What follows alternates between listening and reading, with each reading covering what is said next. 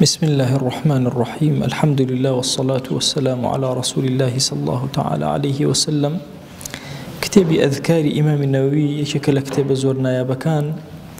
كخزمت تقريبا نيوي كتابك بوين الحمد لله. أمر باسي ذكري 10 أواخر كين آية 10 أوائلي مانجي ذي الحجة وتنو من بزماني كردي خومن آية ذكري كتاب كين وتذكري سنته. أفرمي أخوة جل جلاله لقرآن بيروزة فرمية إمام النووي ويذكر اسم الله في أيام معلومات. إمام أفرمي أم آية بيروزة ويذكر اسم الله في أيام معلومات. أيام معلومات روايته نقل كله لابن عباس ولا إمام الشافعية ولا جمهور علماء فرمي أنا ما بس بأيام 10 وتنو من حاجيان زائدا ججن أو الدرجاء گەورەترین ڕۆژەکانی سەر زەویە بۆ ئەوەی کە ئینسان ذکری خۆی تیا بکە. فەرمێ واعلم أنه يستحب الإكثار من الأذكار في هذا العشر زيادة على غيره. لم دەڕۆژە زیاتر لە ڕۆژەکانی تری ژیانت پێویستە ذکری زۆر بکەی بە تایبەتی ڕۆژی عەرەفە لە هەموو ڕۆژەکانی دەکەش زیاتر واتە تۆ لە هەموو عومرتە ئەلەم دەڕۆژە زۆرترین ذکری کردووە لناو دكشا روجي عرفة زورترين ذكر كردو. أفرميه لصحيح بخاري هاتو لابن عباس ورضا ورحمة الله بك خوشوي اسمان صلى الله عليه وسلم فرميتي هيج كردوينية ما العمل في أيام أفضل منها في هذه. هيج كردوينية بأندازي كردو لم رجانا قوربه فرميان ولا الجهاد في سبيل الله. سكا أصحاب أنزاني فضيلة الجهاد زور قوره لفرما اشتكانا فرمتي ذروة سنامه الجهاد. إن شاء الله بوبي أم دين داريا بريتي الجهاد وتيكوشان لبينا يخويا فرمان حتى جهادش لو عبادتي أو رجانا قورترني فرموي نخير حتى جهادش قورني بأندازي أوا ولا الجهاد حتى جهادش إلا بياك نبي لجهاده. رجل خرج يخاطر بنفسه وماله فلم يرجع بشيء. كسك حرچی ماڵی بۆ هەمووی هێنایە دەرەوە خۆشی ڕۆژ بۆ جیهاد بە خۆی و ماڵەکەیەوە نەخۆی هاتەوە نە ماڵەکەی هات واتە خۆی شەهید بوو ماڵەکەشی هەمووی لە پێناوی خۆیان سەرف کرد ئینجا ئەگاتەوە بۆ ڕۆژەیە ئەوە دە ڕۆژەکەی گەورەی واتە یەک کەس هەیە ئەعمالەکانی گەورەتر بن لە ڕۆژی نۆمینەی حاجیان لە ئەذکار و ئەوانە ئەویش ئەو کەسەیە بۆ شێوازەکە هەرچی شتێتی هەر هەمووی بردووە لەگەڵ خۆیەوە فەلەم یەرجع بشەیئن حەچی نەگەڕایەوە هەمووی تەواو بوو. للرواية أفرمي ما من أيام العمل الصالح فيهن أحب إلى الله تعالى من هذه الأيام 10. فرميتي عملي الصالح طبعا تحديدي نكدو بالذكر يعني هم عمل كان لو رجاء باشترين وشاكترين جورن هم عمل كان هم عملك صالح للزرد خنايك لقل مسلمانك لدان شوردنك توك هم عملي صالح أبو إنساني مسلمان. إسلام بروجيكي متكاملة حمشتكي بهر هموي بيوت عملي صالح يعني هرچی خوا پی خوش بيوت عملي صالح هرچی خوا پی خوش فرموي هیچ کاتێک نییە خوا بە ئەندازی ئەو ڕۆژە کردەوەی پێ خۆش بێ کردەوەی صالح هەموو کاتەکان پێی خۆشە رب العالمین عەبدەکانی کردەوەی صالحکەن بەس لە هەموو کاتێ زیاتر لەو دە ڕۆژەیە پێی خۆش. للرواية كثيرة فرميه ما العمل في أيام أفضل من العمل في أيام 10 ذي الحجة. أفضل ترى جورة ترى واتا لا يخوا زور خوشوي ترى لا يخوا زور جورة ترى فضل زور ترى لو رجع إنسان عبداتك زور تري دسك. للرواية كثيرة هاتوا باشترين دعاء دعاء يبكي إنسان دعاء يبكات لو رجع أفرميه خير ما قلت أنا والنبيون من قبلي حرشي أفرميه أويك من وتوما وحرشي بيغمبران لبيج منا لو رجع عرفة أمانته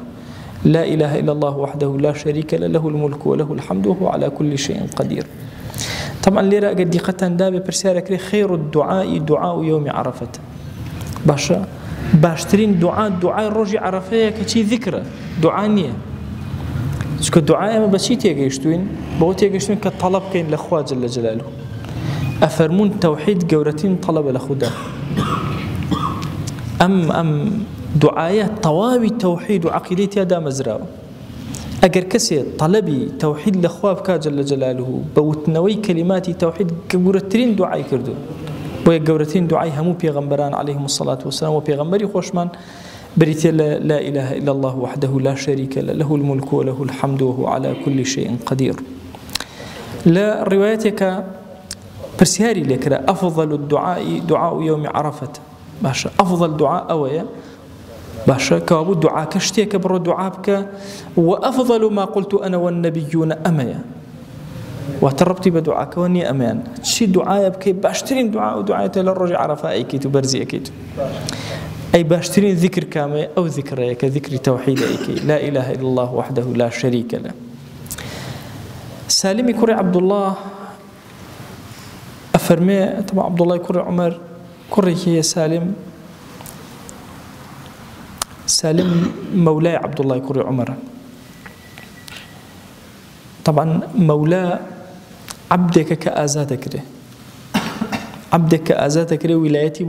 بو كسيك مثلا ابن عباس مولاي هي بريت الله عكرمة سالم مش مولاي عبد الله كري عمر أفرمي سالم كسيك بيني سوالي أكل الرجل عرفه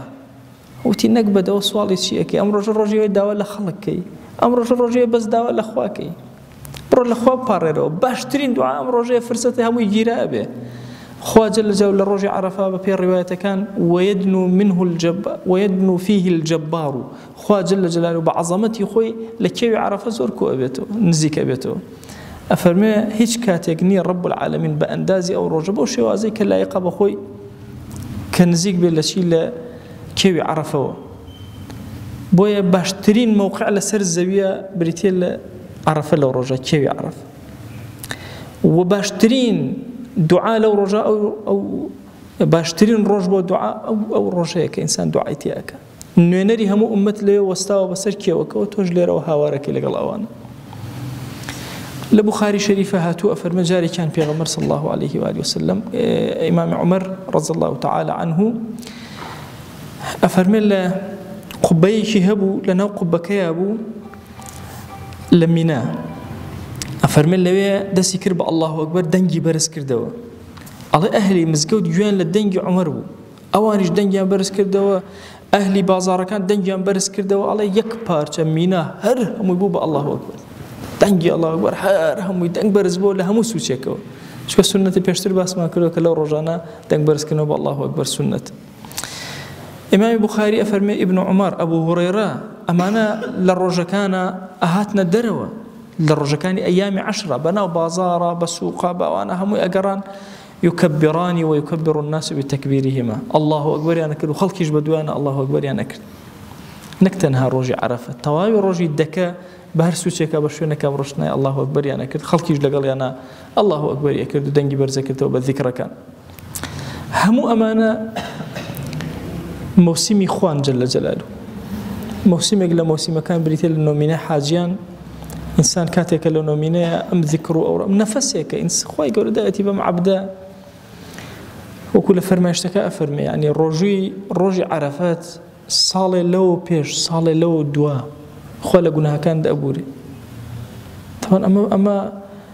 اشتيكي زور قوري بير كرو صالي لو دوا احتمال التوب بمري زور قناها بفري توبنا كبي خوالد بورا لهم يعفو يكردي فضيلتك زور قوري لو رجعنا هاي بتايبت إنسان شنه بتواني ذكر أوراد كان يتيابك دوما لذاتي باش پروردگار أم كلماتو أم فرمايشتو أم آياتان إلى خزمتي أنا أبوين بكات تشرايك روشن بو جيان من بكات تشراي روشن بو ناو غور من بكات الشفاعة كاري ساحي محشر من خويا بهوي أم كلماتانا وكلا برخاتي تو وتمان يا جومان لقر يا إلهي داواد لأكين برزمان كرولا بهشتا بهوي ويا رب العالمين آمين آمين والحمد لله رب العالمين وصلى الله على سيدنا محمد وعلى آله وصحبه وسلم تسليما كثيرا أبدا إلى يوم الدين خواهي قول لقناه من الشيء وجبوري خوالي من قبولك.